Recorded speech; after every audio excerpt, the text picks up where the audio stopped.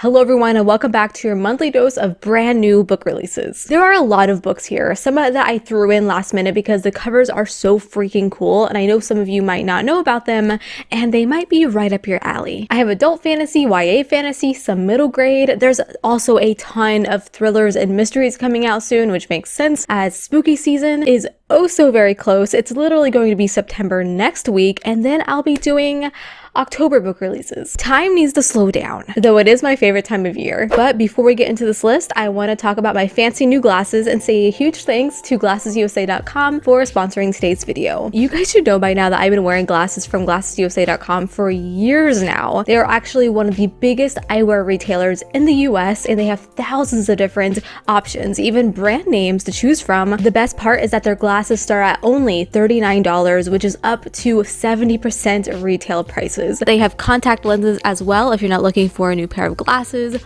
All brands of contact lenses are 25% off. Bonus is I have an exclusive offer for you down below. Go check it out, click the link. I know it's scary to shop online, especially when it comes to glasses because you just don't know what they're going to look like on you, but thankfully GlassesUSA.com has tons of different try-on tools, including their virtual AR try-on. Find a pretty pair of glasses, click live try-on, and it's going to take a photo of your face and now you have an idea on what they're going to look like on you. And that's actually how I found these two pairs of glasses that they sent over for me to show you guys. First are the Amelia E. Cassandra in gold, actually the pair that I'm wearing right now. This kind of style is my go-to for the past couple years. I love how elegant they look and they really don't like burden my face too much like thick frames can. And the second pair of glasses that I have here are actually sunglasses and they're called Yoji Osaka in bronze and brown. Way out of my comfort zone, but these make me feel super cool and they are a staple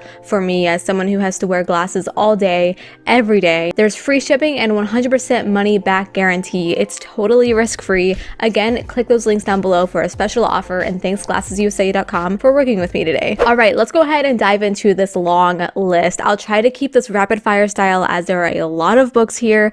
I think about 18. So your TBR is about to get way bigger. Okay, starting on September 5th, we have the September House. This one is a very fitting start to our list. I'd be very upset if a book titled The September House didn't release in September. So this is a horror novel. We follow a couple who buys their dream house. They've been living there for a few years and they discover that it's haunted and they're just used to it at this point. They know that every September blood is just going to start flowing down the walls all Amityville horror-like, but life goes on, you know, at least for the wife. And she's just going to have her breakfast and try to ignore it. But unfortunately, this year is different. It sounds like a slice of life kind of horror, and that sounds really fun to me. So this one's on my TBR actually. City of Bones. This is a new re-release of Martha Wells' older fantasy. This is re-edited and revised and I'm really excited about it. It's an epic tale about a world after something or someone destroyed what we know about Earth. There's no more oceans, water is scarce. We are introduced to Kat, who has a bit of a strange life and he's a relic dealer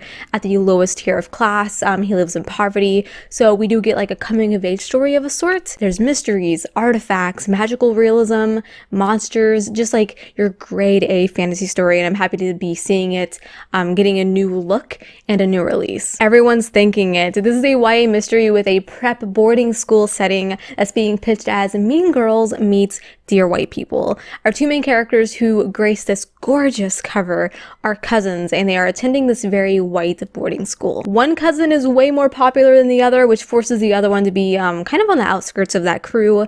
After a matchmaking event, everybody is called out as photos from the event are leaked with a personal attack attached to them. The less popular cousin is prime suspect. This takes us on a week-long journey of finding out who was the real culprit behind the leaked photos and messages, and it's like a school-wide conspiracy that could just be juicy enough to be added to your TBR. Let me know if this one piques your interest. Suddenly a Murder. This is being sold as One of Us is Lying meets Knives Out, and it's another YA thriller mystery set in an old, creepy mansion where obviously a murder happens. I'm going to assume a sudden one. We have a group of teens who are celebrating their high school graduation at Ashford Manor. Everyone is super excited to have a party at this fancy place. It's even 1920s themed. Someone winds up dead. And then the police show up to investigate, and of course everyone has to go through like a grueling investigation, all while locked in this estate with a killer on the loose. So very like locked room mystery if you like that trope.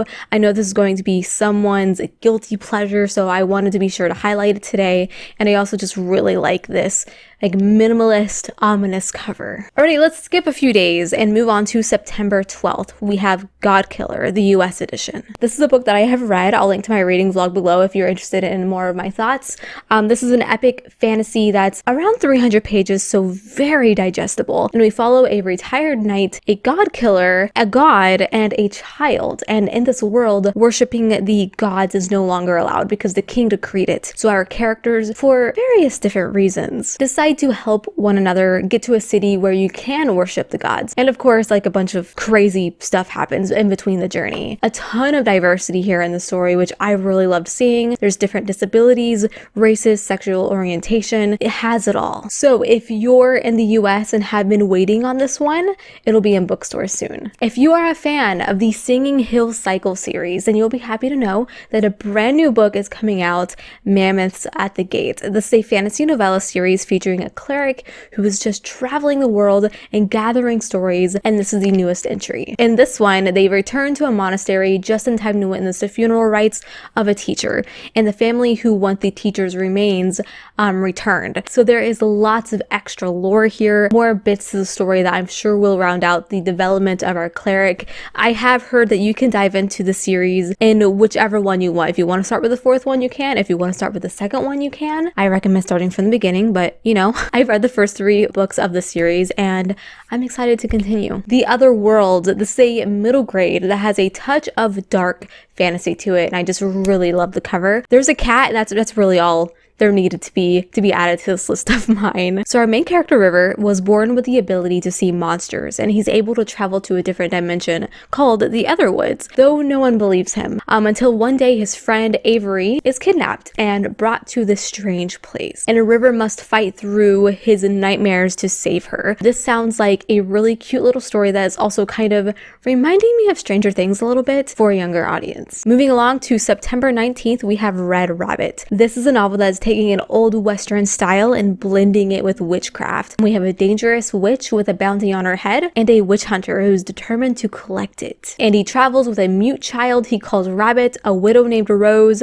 2 cowboys, an outlaw, and some paranormal entities. They are all pursued by a monster with wicked intentions, and the group races across the frontier hoping to reach their destination. This sounds right up my alley personally. I love Western fantasy, books that involve a journey. Overall, just like a great book for the upcoming fall season, as it does have like a spooky element to it. A Study in Drowning. This is by the author of Juniper and Thorn and The Wolf and the Woodsman, but here we have a dark academia YA fantasy that follows Effie, the first and only female student in this like prestigious college. She enters and wins a competition to design an estate for her favorite author, who is very famous but has also recently passed away. As she's trying to design this estate, she teams up with a former rival and they reveal some gritty truths about this author's famous work. A very different kind of story. It sounds really unique though. I don't know why, but it reminds me of like Edgar Allan Poe for some reason. Hopefully it's a good one. It's been getting a lot of praise lately. The author of the 3 Dark Crown series has a brand new YA fantasy coming out, and that is Champion of Fate. This is set in a fantastical world where heroes are sent divine, Valkyrie-like beings to usher them into glory. Our main character, Reed, is rescued by 2 such beings and is given a chance to become one, but only if she can pass the hero's trial. So this definitely has like a Greek epic sound to it. You got a strong female character, a game-like plot with the mention of like some trials that she has to compete in, which is a very YA thing. I feel like I do really like this cover. Oh, and this will only be a duology, which is kind of nice. Moving on to September 26th, we have The Hexologist. I've read this one and I already have my review up for it, so I'll link that above and below in the description description box for you. I highly recommend checking out that video. It's spoiler free. This is Josiah Bancroft's newest release, completely set apart from the Tower of Babel series. I've had many of you say that you had no idea he was coming out with a new book, so here you go. You know now. This is following a married couple who are experts in hexology, and they get a request to help the king who seems to be going mad. That's all I'm going to say for this, but definitely put it on your TBR. The Fractured Dark. This is the sequel to the Devoured World trilogy. You might recognize the first book. I'll put a picture up as well. The Blighted Stars, which actually came out earlier this year. That was a quick turnaround for the sequel, and I kind of hope we see that more often. It'd be nice to get a sequel within the same year as the first one. That's a lot of work though. My memory would appreciate it. The first book introduces us to two characters, and together, though they are on the best of terms, are set on an exploration to a new world, and they find themselves stranded and they have to work together in order to survive. Obviously, the sequel continues that story, and I'm very excited for it. Alrighty, so we have another very highly anticipated sequel, The Art of Destiny. I'm positive that you saw its predecessor everywhere when it came out, The Art of Prophecy. This story picks up right after the events of that first book with a small time skip. It's an epic martial arts fantasy, very similar to the combat codes in terms of like the martial arts elements that are like heavily prevalent. But yeah, this sequel is getting rave reviews so far, as is typical for this author who is very well known. Let me know in the comments if you've read the first one, because I haven't. I need to get myself a copy. Next up, I have Find Him Where You Left Him Dead. I've noticed lately there's a lot of book titles that are turning into like full-on sentences. This is one of them. So this book is an insidious-like horror novel being compared to Jumanji, in that it revolves around a game that takes place in an alternate reality, but with a Japanese mythology twist to it. I'm sold. We see friends reunited 4 years after a tragedy when the spirit of their missing friend returns, asking that they have to find him before dawn. This takes them on like a spooky quest of cruel games where they face monsters and just have to make it out alive in the end. A very interesting setup. I'm loving the Japanese and folklore touch. Definitely look out for this one. The Fragile Threads of Power. I'm sure everyone will be reading this. This takes place 7 years after the events of the last book in the Shades of Magic series by V.E. Schwab, and it follows three main plot lines. One being the original crew, including Kel, and we have a couple other new characters. One of them being able to control the threads of power. So we have faces you know and love, and then some new added characters for a fresh perspective. I really, really like that. They all have a new battle to fight, a new war to win. I know this fandom is very much freaking out about a new series in this universe, so I'll just leave it at that. The Navigating Fox. Wow. This cover is like a freaking spotlight of colors. You just can't look away from it. And I kind of hope the story is like just as crazy. This is a new fantasy novella that incorporates talking animal characters and an expedition to the gates of hell. That went 0 to 100 real fast. This is being told from the point of view of Quintus, the navigating fox. He's the only knowledgeable fox in the world. He's a navigator and helps with expeditions, but tragedy strikes and he has been put up against a new dangerous adventure. Very cool sounding. It reminds me of like a fable or something, and like the cover kind of reminds me of that too. Let me know if you've read this one, because I know it's on NetGalley right now. And then we have Shadow Speaker. Just like City of Bones, this is another reissue. It's a coming-of-age novel, book one, in a duology that is set in a post-apocalyptic future where a peace bomb that was set off has led to unusual abilities for some people amongst the population. And it's also opened up gateways into other universes. And our protagonist is one of the people who now have these new abilities. This is just such a brilliant author. I've read a few of her books. They've always had beautiful covers, and they've always been good. I'm glad to be seeing this one getting a new boost. And last but not least, we have The Grimmer. Isn't this cover so freaking cool?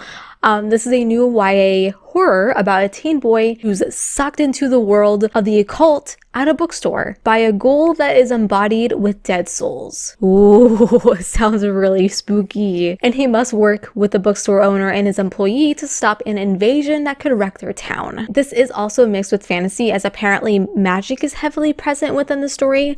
I think this sounds like a great pick for those of you who want a horror novel, but it's not too spooky. It's a good mix for younger and older readers alike. We'll see though. And that, my friends, is going to be the end of this list. I know it's a lot and it's very overwhelming, but I wanted to be sure to make you aware of all the choices you have this month in terms of new books. There's definitely something for everyone here. So let me know below what you're most excited about, maybe something that I missed. I'd love to know. Before you go, be sure to check that special offer I have for you for glassesusa.com. That will be linked down below in the description box. Like this video, subscribe if you're not, and until we meet again, happy reading.